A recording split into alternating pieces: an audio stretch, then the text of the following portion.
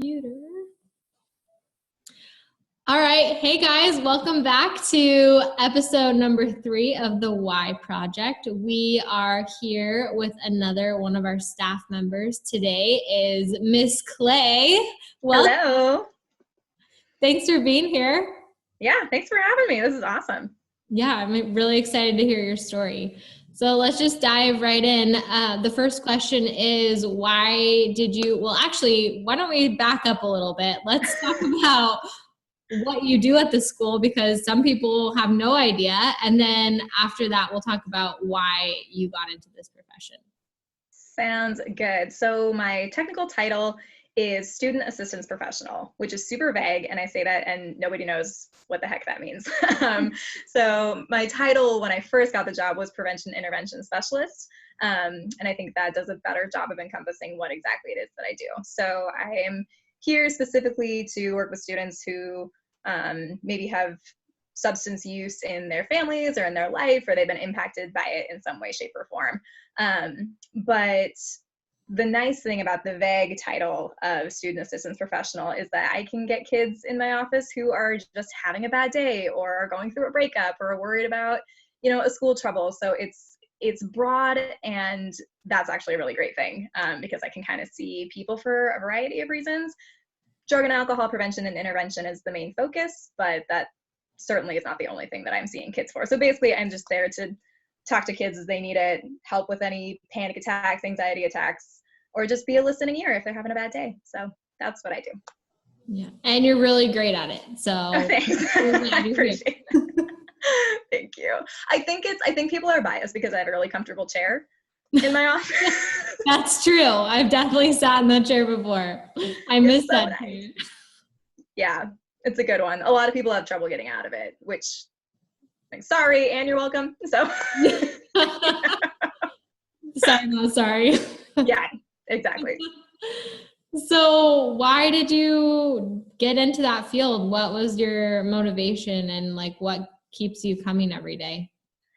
Gosh, so I have had quite an interesting conglomeration of jobs over the course of my life. I've been a barista. I've worked in my church nursery. I've worked at summer camps for kids. I also worked as an intern in the Whatcom County Jail. I was working for the Public Defender's Office.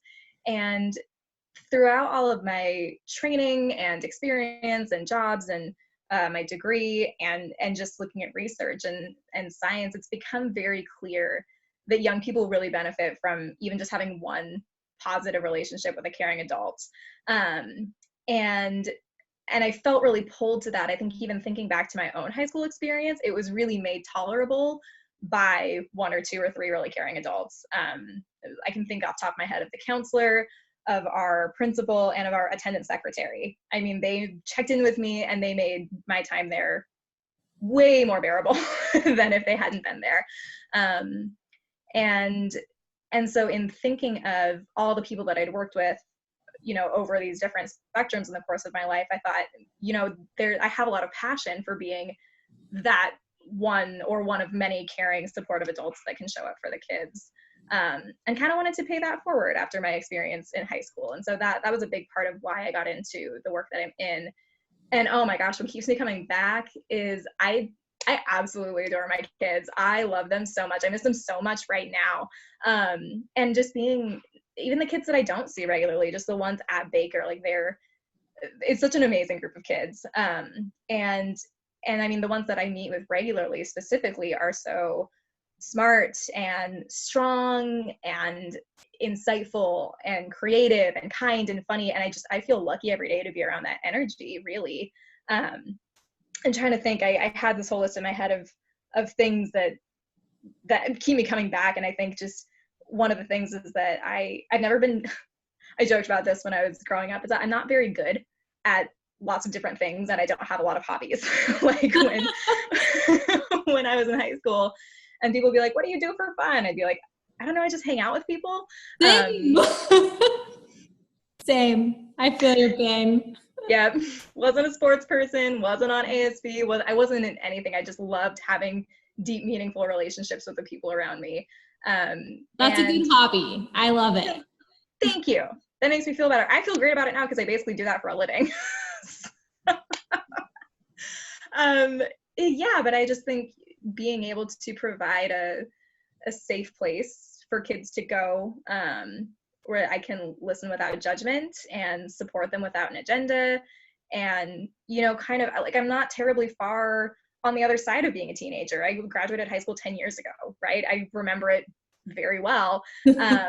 And I think that they, you know, they see this kind of like, this wasn't long ago for her, right? And so I think there's kind of that element of being able to engage in a way where I'm kind of between this like world of adulthood and I still understand what TikTok is and like, you know, all of that. It took me a while to figure out TikTok and I still don't have one, but I get it.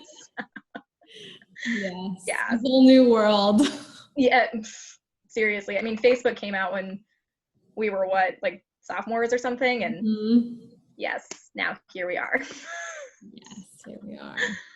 I love what you said about how you just see so many positive attributes in your students. And I think that you do a wonderful job of like bringing those positive qualities out in people, and we are who we surround ourselves with. And so I think it's cool that you're using your positive attributes to influence others in a good way and in a positive way. So thanks for doing that.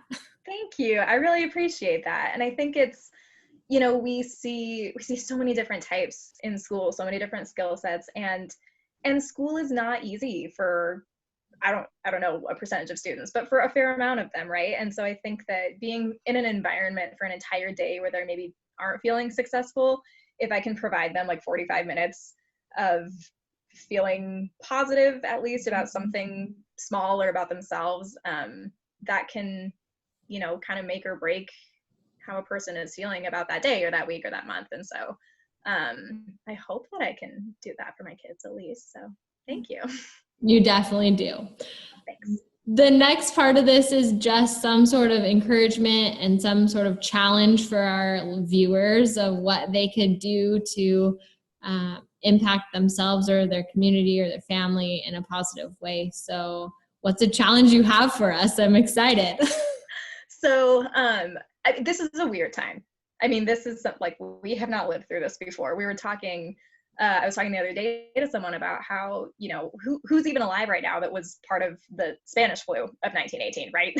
And so it's like, we don't have a roadmap for this, which I think is breeding a lot of uncertainty and anxiousness and kind of an internal chaos for a lot of people. And those aren't bad things to be feeling, but they can feel very bad, right? And so my challenge to people is like, right now we're being provided with a non-renewable resource, which is time.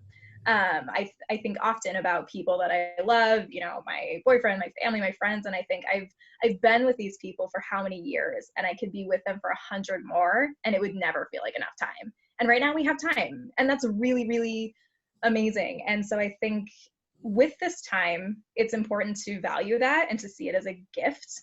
And that's not to minimize the fact that we have a pandemic going on outside, but I think it is to say there's a lot of good in looking for the silver lining and in finding the hope in this. And if part of that hope can be to appreciate the time that we're given right now, that's going to be a huge help in our mental state, in how we spend these next, you know, 2 to 6 weeks to however long this goes on.